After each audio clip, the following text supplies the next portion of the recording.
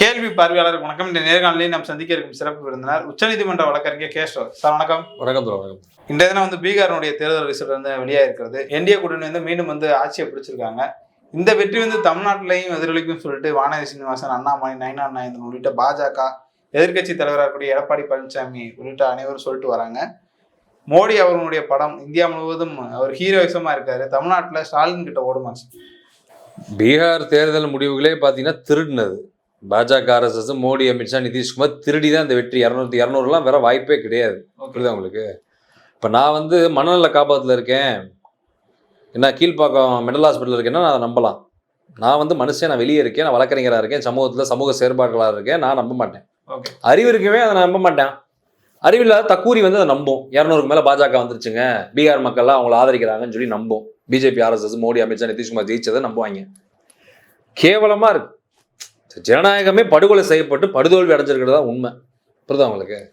அதனால் தமிழ்நாட்டில் அது எதிரொலிக்கும் அப்படின்னு சைக்கோக்கள், நான் யாரையும் சொல்லலை, ஜென்ரலாக சொல்கிறேன். அப்படி யாராவது பேசினாங்கன்னு சொல்கிறேன், நான் யாரையும் குறிப்பிட்டு சொல்லலை. சைக்கோக்கள், மனநலம் பாதிக்கப்பட்டவன், என்ன மண்டை கலங்கினவன் அதான் சொல்லுவேன். அதே இது நடக்க போகுது தமிழ்நாட்டில். யோசிச்சு பாருங்க, தமிழ்நாட்டில் 200க்கும் மேற்பட்ட தொகுதியில் பாஜக, ஆர்எஸ்எஸ், அதிமுக ஜெயிச்சுன்னா தமிழ்நாட்டு மக்களே ரோட்டுக்கு இறங்கிடுவாங்க. பால்வாடி பிள்ளையே சிரிக்கும், குழந்தையே ரோட்டுக்கு இறங்கிடும். பால்வாடியில் படிக்கிற குழந்தையே என்ன பண்ணணும்னா ரோட்டுக்கு இறங்கி போட்டம் பண்ணும். எப்படா நீங்க வந்தீங்க அப்படி 200 மேல அப்படின்னு சொல்லி. அப்ப இது இதை இந்த மாதிரி நடக்கும்னு ஒருத்தன் சொல்றான்னா அவன் எவ்வளவு பெரிய சைக்கோவா இருப்பான், மனநலம் பாதிக்கப்பட்டனா இருப்பான்னு யோசிச்சு. யார் சொன்னான்னு எனக்கு தெரியல, நான் பார்க்கல. நீங்க தான் ஏதாவது சொல்றீங்க தகவல். வானதி சீனிவாசன் பேசியிருக்காங்க, அந்த அம்மா பேசல, தெரியல எனக்கு. நான் சொல்றேன், அப்படி பேசினா அவன் யாருன்றது நான் அப்படிதான் நான் சொல்ல முடியும். அப்படிதான் அந்த சமூகம் பார்க்கும். அப்ப அவனை பைத்தியக்காரனா தான் பார்க்கும். இப்ப நான் என்ன கேட்கறேன்னா, தமிழ்நாட்டில் உங்க ஓட் பேங்க் என்ன வரலாறு பார்ப்போம். 1990 நீங்க ஒரு ஆளே கிடையாது தமிழ்நாட்டில். அந்த 3% கும்பல் தான் போடுவாங்க. பார்ப்பன பிராமண சமூக கும்பல் இருக்காங்க, அவங்க தான் போடுவாங்க, இவங்களுக்கு ஓட்டு போடுவாங்க. அவங்க பார்த்தீங்கன்னா அந்த கட்சியே முழுக்க பிராமணர்கள் கட்டுப்பாட்டு இருக்கும். தலைவர்ல இருந்து மாவட்ட செயலாளர் பொறுப்பே அவங்க தான் இருப்பாங்க. பல மாவட்டத்துக்கு ஆளே இருக்காது பொறுப்பு போடுறதுக்கு. கமலாலயம் இருக்குல்ல டீனரில், அந்த பாஜக அலுவலகத்தில் பார்த்தீங்கன்னா அவள் தான் உட்காந்துருப்பான். புரியுதா உங்களுக்கு? அப்போ அந்த கட்சியே ஒரு பிராமணர்களுக்கான பார்ப்பன சமூகத்துக்கான ஒரு கட்சி தான் பாரதிய ஜனதா கட்சி, ஆர்எஸ்எஸ். அப்படிதான் அந்த கட்சி இருந்தது. அப்போ அவங்க ஓட் பேங்க் ஒரு 3% வச்சுக்கோங்க. 3% தான் ஓட் பேங்க் உங்களுக்கு. இப்போ என்னமோ இந்த அண்ணாமலை வந்ததுக்கப்புறம், இந்த அதிமுக கூட்டணி போட்டதுக்கு அப்புறம் அப்படி இப்படின்னு அதிமுக ஓட்டப்பெல்லாம் திருடுறதான் இவங்க வேலை. எங்கே போனாலும் திருடிட்டு அந்த மற்ற கட்சிக்கார ஓட்டை ஃபுல்லாக சேர்த்து வச்சுக்கிட்டு ஜாதி ஓட்டு, மத ஓட்டு, ஜாதி சங்கங்கள் இருக்காங்க. அப்புறம் எல்லா தமிழ்நாட்டில் இருக்க எல்லா ஜாதி சங்கம், ஜாதி வெறி பிடிச்சவங்களாம் பாஜகவில் தான் இருப்பேன். ஜாதி சங்கம் நடத்துறவன், லெட்டர் பேடு கட்சி நடத்துறவன் அப்படி போயிடும். அவன் ஓட்டை ஃபுல்லாக கால்குலேட் பண்ணி 18%, 20% சொல்றாரு. சில நேரம்ல 50%ன்றாங்க. ஏன்னா திமுக ஓட் பேங்க் தாண்டா 50, 60%, நீங்க எப்படா 50ன்றீங்க? அப்புறம் எப்படி பேசுறதுன்னா, இந்த சாதி 1 கோடி, அந்த சாதி 80 லட்சம், இந்த சாதி 1 கோடி, இந்த சாதி 1 கோடின்னு எல்லா ஜாதிக்காரனும் 10, 20 ஜாதிக்காரன் சொல்றான். நான் 1 கோடி பாப்புலேஷன், நான் 1 கோடி பாப்புலேஷன். பார்த்தா 20, 30 கோடி வருது. தமிழ்நாடு ஜனத்தொகை 8 கோடி தான். ஓபியே மெஞ்சிரும் போலயே. இவங்க சொல்றாங்க எல்லாருமே 1 கோடி பேர் வாழ்றோம். இந்த எங்க ஜாதிக்காரன், என் ஜாதிக்காரன் 2 கோடி பேர் வாழ்றோன்றாங்க. கணக்கு போட்டா 30 கோடி போகுது. சைனா சைனா பாப்புலேஷன் தொடுற அளவுக்கு போகுது. அப்ப இவங்க தமிழ்நாடு 8 கோடி தான். இப்ப கணக்கு போடுங்க. அப்படிங்க இப்ப நான் வானதிக்கு விளக்கம் கொடுக்குறேன், கணக்கு போட்டு விளக்கம் கொடுக்குறேன். கணக்கு போட்டால் தான் எங்களுக்கு புரியும். மாரிதாஸ் மாதிரி போர்டு வச்சு பண்ண முடியல, இருந்தாலும் நம்ம வாயில சொல்றோம். இப்ப 8 கோடி தமிழ்நாடு ஜனத்தொகை. இப்போ 1.5 கோடி பேர் பாப்புலேஷன்ல ஓட் பேங்க் கிடையாது. அடல்ட், சின்ன பிள்ளை எல்லாம் கலந்து சொல்றேன் நான் சேர்த்து. 6.5 கோடி vote bank Tamil Nadu vote bank. இப்போ அதுல நீங்க 1.5 கோடியை தூக்க பாக்குறாங்க. அதுதான் நான் சொல்றேன், election commission fraud, election commissioner fraud.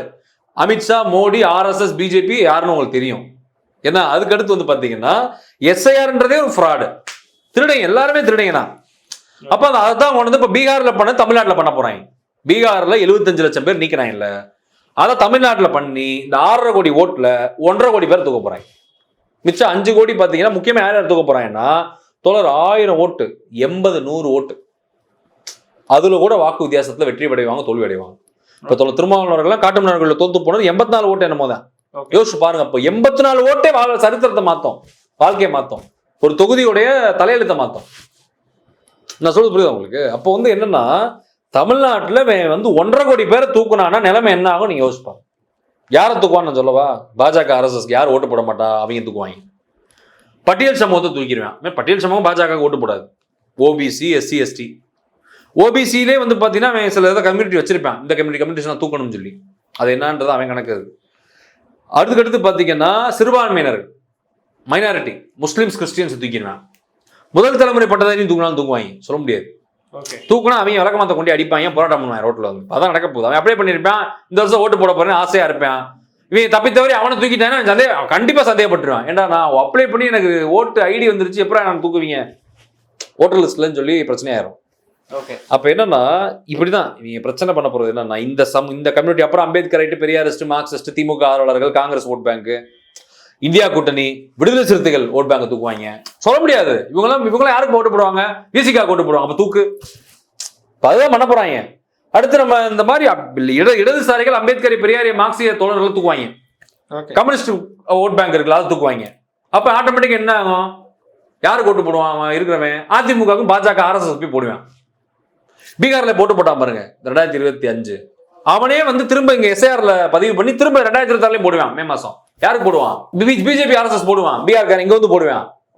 இப்ப இந்த சதித்திட்டம் தான் நடந்துகிட்டு இருக்கு. தமிழ்நாடு அரசு, தமிழ்நாடு முதலமைச்சர் மு க ஸ்டாலின் அவர்கள், துணை முதலமைச்சர் அண்ணன் உதயநிதி ஸ்டாலின் அவர்கள், இந்தியா கூட்டணி தலைவர்கள், திமுக நிர்வாகிகள், திமுக அமைச்சர்கள், திமுக MLAக்கள், MPக்கள், இந்தியா கூட்டணி MLAக்கள், MPக்கள் தயவு செய்து விழித்துக்கோங்க. தாழ்மையான கோரிக்கையா வைக்கிறேன். தமிழ்நாட்டை பாதுகாக்க வேண்டிய கடமை உங்களுக்கு இருக்கு. உங்களுக்கு நாங்கெல்லாம் துணை நிற்கிறோம். SIR எதிர்த்து நில்லுங்க, தைரியமா துணிச்சலா நில்லுங்க. இன்னைக்கு தமிழ்நாட்டுல SIR துணிச்சலா எதிர்த்து நிக்கிறது யாரு தெரியுமா? எனக்கு தெரிஞ்சு தோழர் திருமாவளவர்கள் மட்டும்தான். SIRனால வரக்கூடிய ஆபத்து, எலக்ட்ரானிக் ஓட்டிங் மிஷின், வாக்கு இயந்திரத்தால வரக்கூடிய ஆபத்து, இந்த எலெக்ஷன் கமிஷனர் எல்லாருமே ஃப்ராடு, இவர்களால் தமிழ்நாட்டுக்கு ஆபத்துன்னு முழங்கக்கூடிய ஒரே தலைவர் தமிழ்நாட்டிலே தோழர் திருமாவளவன் அவர்கள் மட்டும்தான். அவர் தான் கரெக்டா ஃபேக்சுவலா டேட்டா, இன்ஃபர்மேஷன், ரெக்கார்டு, டாக்குமெண்ட்ஸ் எல்லாம் வச்சு சதிகளை பக்காவா அமலப்படுத்துறாரு. RSS, பாஜக, மோடி, அமித்ஷா, எலெக்ஷன் கமிஷன் கூட்டு சதி என்ன? பார்ப்பனிய அந்த சாதிவெறி, மதவெறி கும்பல், சங் பரிவார் கும்பலுடைய கூட்டு சதி என்ன? இவங்க எல்லாம் சேர்ந்து தமிழ்நாட்டை எப்படி திருட போறாங்க 2026 தேர்தல்ன்றத தோழர் திருமாவளவன் அவர்கள் உரைகள் நீங்க எடுத்து பாருங்க. கடந்த 2 வாரமா பாத்துக்கிட்டு இருக்கேன் உரைகள். 45 நிமிஷத்துல 1 மணி நேரம் பேசுறாப்ல பல மேடைகள்ல. SIR பத்தி அழகா பேசியிருக்காரு. இப்ப SIR போராட்டத்திலே அவரோட உரையை நீங்க எடுத்து பாருங்க. விசிகா தோழர்களும் விசிகா கட்சிக்காரங்க தான் கரெக்டா அம்பலப்படுத்துறாங்க SIRனால வரக்கூடிய ஆபத்தை. வேற யாருமே அதை பத்தி பேசுறது கிடையாது. தயவு செய்து இந்தியா கூட்டணி, திமுக விழிச்சுக்கோங்க. நீங்க விட்டுட்டீங்கன்னா 2026 திருடுவான். அவன் ஆளுங்கட்சியா வரலன்னா கூட எனக்கு திமுக தான் ஜெயிக்கும், திமுக ஜெயிக்க தான் நம்ம விரும்புறோம், இந்தியா கூட்டணி தான் ஜெயிக்கும், அவங்களுக்கு தான் வெற்றி வாய்ப்பு பிரகாசமா இருக்கு. உண்மையிலே நேர்மையா தமிழ்நாடு தேர்தல் நடந்தா 200க்கும் மேற்பட்ட தொகுதியில திமுக ஜெயிக்கும், அதுல எந்த மாற்று கருத்தும் கிடையாது. ஆனா ஃப்ராடுத்தனம் பண்ணாங்கன்னா இவங்க அதுக்கு ஆளுங்கட்சியா வர மாட்டாங்க. அப்படி 200க்கும் மேற்பட்ட தொகுதி வந்தா மக்கள் அடிச்சு போடுவாங்க, ரோட்ல இறங்கி அடிச்சுடுவாங்க. நம்மளாம் சும்மா விட மாட்டோம். திமுக இந்தியா கூட்டணி தலைவர்கள், இந்தியா கூட்டணி தொண்டர்கள், திமுக தொண்டர்கள் சும்மா இருக்க மாட்டோம். விசிகா தோழர்கள் சும்மா இருக்க மாட்டோம். அம்பேத்கர், பெரியாரிய, மார்க்சியவாதிகள் சும்மா இருக்க மாட்டோம். தமிழ்நாட்டுல அடிச்சு கலவரம் பண்ணிடுவோம். அப்ப என்ன பண்ணுவாங்கன்னா எதிர்கட்சியா வரதுக்கு முயற்சி பண்ணுவான். அதிமுக கபலீகரம் பண்ண பார்ப்பான். அதிமுக சொல்லி முடிஞ்சு 2026 தாவேகா, விஜய், இந்த தவக்கல கட்சி, அப்புறம் வந்து இந்த சைமன் செபஸ்டியன் சீமானு, நாம் தமிழர் கட்சி தம்பிகள், அனில் குஞ்சலாம் நீங்க கவலைப்படாதீங்க, அவங்க பிஜேபி ஆளு. ஆமா, அதிமுக கொத்தடிமை, எடப்பாடி பழனிசாமி கொத்தடிமைலாம் பிஜேபி ஆளுங்க. அவங்கள பத்தி நீங்க கவலைப்படாதீங்க. அவங்க எல்லாம் போய் பிஜேபியில சங்கமமாயிருவாங்க, RSSல சங்கமமாயிருவாங்க. இப்ப நமக்கு பிரச்சனை தமிழ்நாட பிஜேபி, RSS, மோடி, அமித்ஷா கும்பல் திருடக்கூடாது. அதுக்கு தயவு செய்து SIR இது எதிர்ப்பு தெரிவிக்கணும், போராடணும். தேர்தல் பிரச்சாரத்தை விரைவில் தொடங்கணும், தேர்தல் பணிகளை விரைவில் தொடங்கணும். கண்டிப்பா வந்து வானதி ஸ்ரீனிவாசன், அண்ணாமலை, இந்த ராஜா சர்மா பீகாரி, அப்புறம் இந்த ரங்கராஜ் பாண்டே பீகாரி, இவங்க கனவெல்லாம் தமிழ்நாட்டில் பலிக்காது. அப்புறம் துக்ள குருமூர்த்தி, மயிலாப்பூர் ஐயர், அந்த ஆள் கணக்கெல்லாம் தமிழ்நாட்டில் பலிக்காது. தமிழ்நாடு தந்தை பெரியார் மண், அம்பேத்கர் மண், கார்ல் மார்க்ஸ் மண். தமிழ்நாட்டில் அவங்க பாச்சா பலிக்காது. ஆனா சதிகள் பண்ணுவாங்க, வீழ்த்துவதற்கு எல்லா முயற்சி எடுப்பாங்க. ஏன்னா மத்தியில ஆட்சியில இருக்கான், எலெக்ஷன் கமிஷன் அவன் கையில இருக்கு, பல கோடி பணம் இருக்க வேண்ட, பல மாநில கட்டுப்பாடுல அதிகாரம் இருக்க வேண்ட, ராணுவம் இருக்க வேண்ட, பலது காவல்துறை அவன் கண்ட்ரோல் தான். தமிழ்நாடு காவல்துறையில பெரும்பான்மை உயர்மட்ட அதிகாரிகள் எல்லாருமே RSS சித்தாந்தத்தை உள்வாங்க. உங்களுக்கு தெரியுமா? அது உங்களுக்கு அதிர்ச்சியான தகவல் நான் சொல்றேன். தமிழ்நாட்டில் இருக்கக்கூடிய காவல்துறையில முக்கியமான பொறுப்புல இருக்க எல்லாருமே RSS ஆதரவாளர்கள் தான். இதான் உண்மை. புரியுதா உங்களுக்கு? அதனால வந்து என்னன்னா எந்த வழியிலையும் ஆர்எஸ்எஸ் பாஜக முயற்சி பண்ணுவான் தமிழ்நாட்டை கைப்பற்ற. நான் உண்மையத்தான் உடச்சு பேசுறேன். ஓகே. தமிழ்நாடு அரசும் திமுகவும் விழித்துக் கொள்ள வேண்டும். இந்தியா கூட்டணி தலைவர்கள் விழித்துக் கொள்ள வேண்டும். முதலமைச்சர் மு க ஸ்டாலின், துணை முதலமைச்சர் அண்ணன் உதயநிதி ஸ்டாலின் அவர்கள் விழித்துக் கொண்டு செயலாற்றி அவர்களுடைய சதிகளை முறியடித்து திமுக 200க்கும் மேற்பட்ட தொகுதிகளில் வெல்ல வேண்டும். எனது வாழ்த்துக்கள். நன்றி.